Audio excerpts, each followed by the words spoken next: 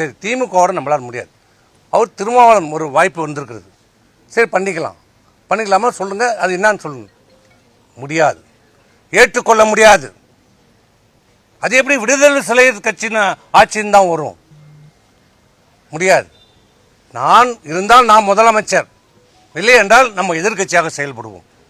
இந்த same word used. நான் இருந்தால் முதலமைச்சர், நான் இல்லை என்றால் எதிர்கட்சியாக செயல்படுவோம் என்று சொன்னார். அப்போ சரி இதுவும் வேண்டாமா கேட்டேன்.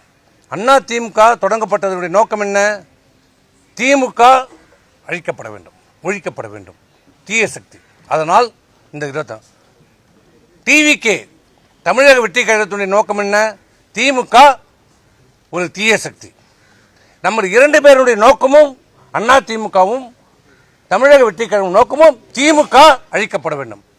நீங்கள் திமுக போகிற மனநிலையில் வந்துட்டீங்க.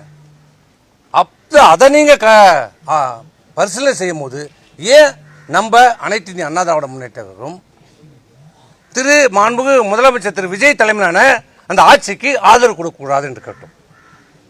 இதில் தான் எங்களுக்கும் அவருக்கும் கருத்து வேறுபாடு வந்தது. அவர் எந்த எதுக்கும் ஒத்துக்கொள்ளவில்லை என்றதால் தான் நாங்கள் வந்துவிட்டோம். இதுதான் நடந்த உண்மை.